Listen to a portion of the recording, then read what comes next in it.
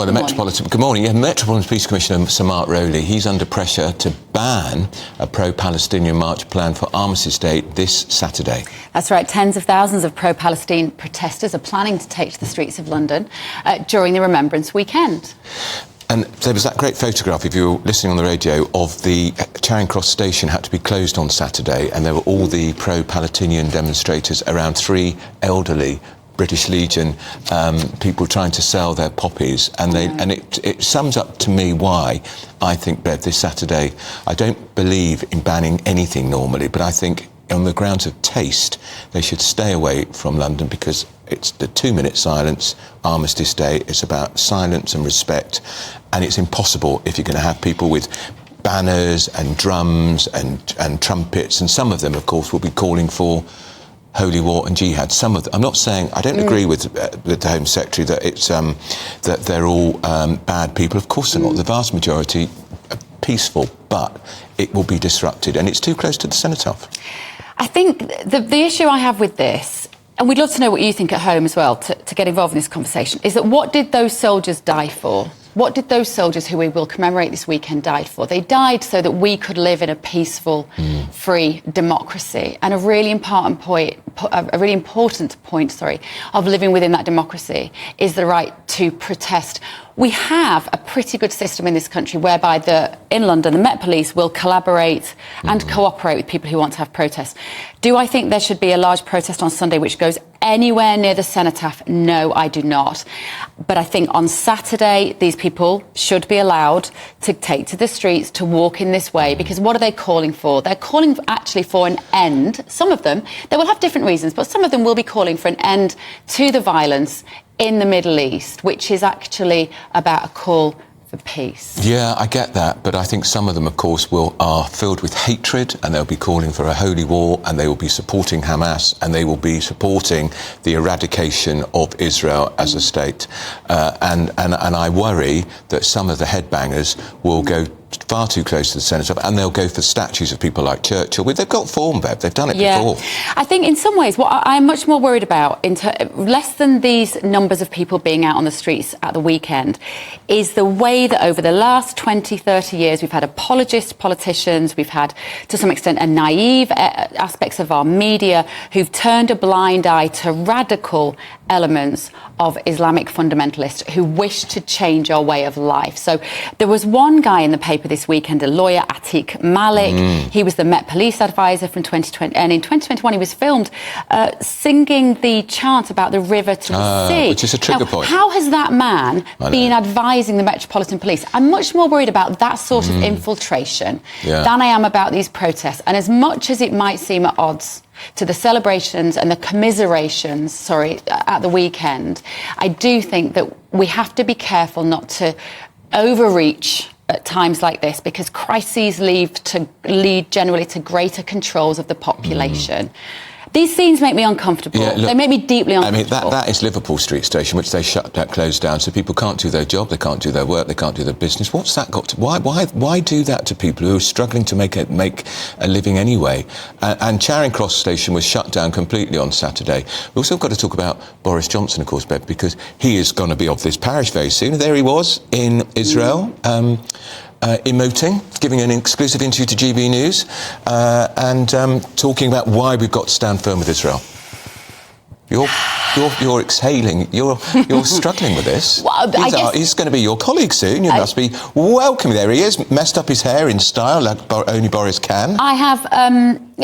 all I would say in these situations, when you have former prime ministers or ex-politicians wading into these already difficult situations, what good are they going to do? Do we need Boris Johnson to tell leaders of the world to support Israel? I don't think we do, because I think generally looking across the world, the consensus is that Israel and the IDF have to be allowed to try to wipe out Hamas. We don't really need Boris Johnson to tell us. But what it does do, because remember, people get fatigued by an ongoing story, whether it's the Ukraine war, Hamas conflict. When you get a politician with Boris's stature and punch power on the international stage, it draws attention to it again. And whether you agree with the stance or not, we're debating it. We've got in the studio to talk about all this, of course, our very own Piers Pottinger. What do you think, first of all, Piers, morning, about the march? Are you with me or are you with Bev on this? I think the point is that we've already had several marches and demonstrations, and they've got progressively more aggressive. They have. And that is worrying. I also feel very strongly that on Saturday, on the 11th hour, at the 11th hour of the 11th day of the 11th month, we shall remember them. And I think it is a deliberate attempt by the Palestinian militants to cause as much anguish for us as possible. And I think it could be a very unpleasant situation. And I do hope that the police will suggest to the Home Secretary that the march is postponed. It doesn't need to be cancelled, it can be postponed. And also, we've already had several protests. The sad thing about it is that the Palestine Solidarity Association, who are meeting the police this week to discuss it, but they're really showing solidarity for Hamas, not the Palestinian people, because Hamas doesn't care about the Palestine people. That's why they build tunnels under hospitals deliberately. It's very sad. And then you get people like the awful Gary Lineker weighing into this, a man who was paid £1.6 million by Al Jazeera, who are Qatari-controlled. And Qatar, after all, is funding and harbouring the leaders of Hamas instead of actually arresting them and taking them to court for undoubted war crimes, which is what the Hamas leaders are war criminals. Now, the problem is that the deluded people who are marching in supposedly support of Palestine, they're actually marching in support of Hamas, because Hamas wants to cause as much trouble in the West as possible, backed by Iran. And Lineker was supporting the Palestinians. And he was supporting it. It's ridiculous. And he's supposedly on television on Armistice Day, on Match of the Day. If I was Tim Davie, I'd take him off air right now. That's interesting, because of course, football, big day Saturday. He'll be commentating on the football match when... well, he'll be on Match of the Day in the evening. But if you remember, at the beginning of the World Cup, Lineker began by giving a monologue on a football programme about how the human rights situation in Qatar. How hypocritical is that from a man who's taken £1.6 million? So do you think now then, Piers, that it's impossible to support Palestine and the peaceful, a two-state solution without supporting Hamas?